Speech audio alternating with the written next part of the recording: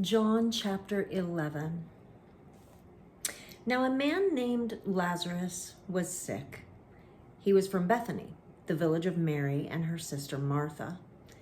This Mary, whose brother Lazarus now lay sick, was the same one who poured perfume on the Lord and wiped his feet with her hair. So the sisters sent word to Jesus, "Lord, the one you love is sick." When he heard this, Jesus said, "This sickness will not end in death. No, it is for God's glory, so that God's Son may be glorified through it." Now Jesus loved Martha and her sister and Lazarus.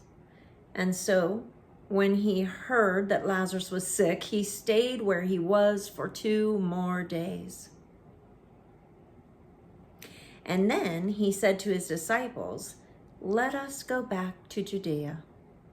"But Rabbi," they said, "a short while ago the Jews there tried to stone you, and you are going back?"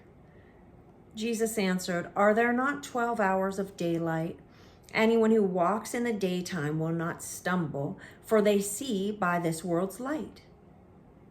It is when a person walks in the night that they stumble, and they have no light. Lazarus has fallen asleep, but I'm going to wake him up."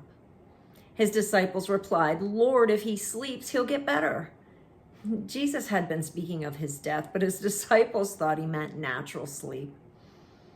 So then he told them plainly, "Lazarus is dead, and for your sake, I am glad I was not there, so that you may believe.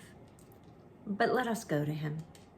Then Thomas, also known as Didymus, said to the rest of the disciples, "Let us also go, that we may die with him." On his arrival, Jesus found that Lazarus had already been in the tomb for 4 days, and now Bethany was less than 2 miles from Jerusalem, and many Jews had come to Martha and Mary to comfort them in the loss of their brother. When Martha heard that Jesus was coming, she went out to meet him, but Mary stayed at home. "Lord," Martha said to Jesus, "if you had been here, my brother would not have died. But I know that even now God will give you whatever you ask." Jesus said to her, "Your brother will rise again." Martha answered, "I know he will rise again in the resurrection at the last day." Jesus said to her, "I am the resurrection and the life.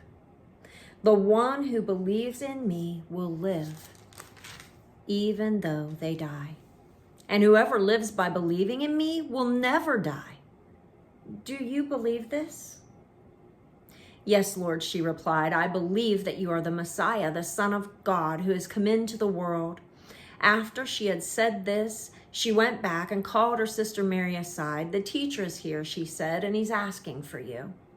When Mary heard this, she got up quickly and went to him. Now Jesus had not yet entered the village, but was still at the place where Martha had met him. When the Jews who had been with Mary in the house comforting her noticed how quickly she got up and went out, they followed her, supposing she was going to the tomb to mourn. When Mary reached the place where Jesus was and saw him, she fell at his feet and said, "Lord, if you had been here, my brother would not have died." When Jesus saw her weeping, and the Jews who had come along with her also weeping, he was deeply moved in spirit and troubled. "Where have you laid him?" he asked. "Come and see, Lord," they replied. Jesus wept. Then the Jews said, "See how he loved him." But some of them said, "Could not he who opened the eyes of the blind man have kept this man from dying?" Jesus, once more deeply moved, came to the tomb. It was a cave with a stone laid across the entrance. "Take away the stone," he said. "But Lord," said Martha, the sister of the dead man, "by this time there's a bad odor, for he's been dead for 4 days."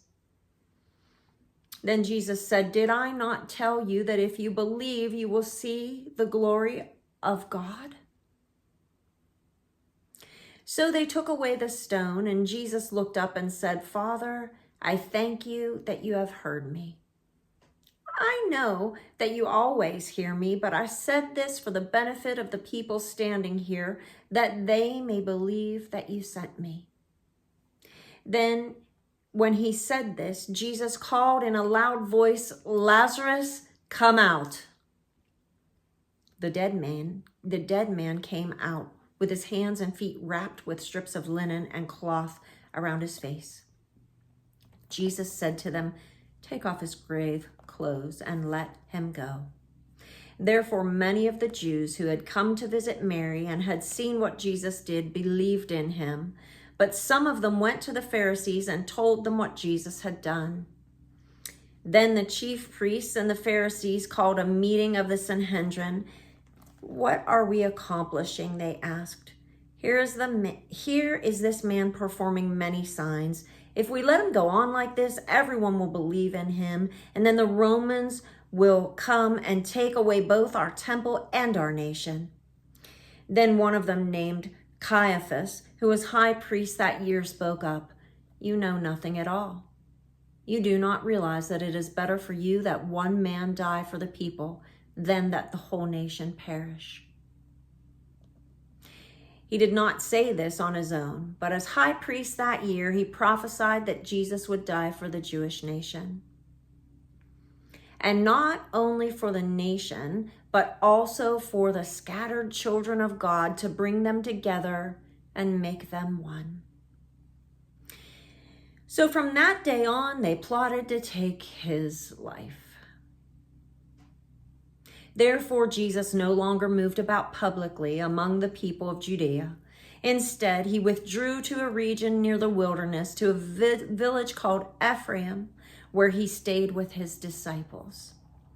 When it was almost time for the Jewish Passover, many went up from the country to Jerusalem for their ceremonial cleansing before Passover. They went looking for Jesus, and as they stood in the temple courts, they asked one another, what do you think? Isn't he coming to the festival at all? But the chief priests and the Pharisees had given orders that anyone who found out where Jesus was should report it, so that they might arrest him.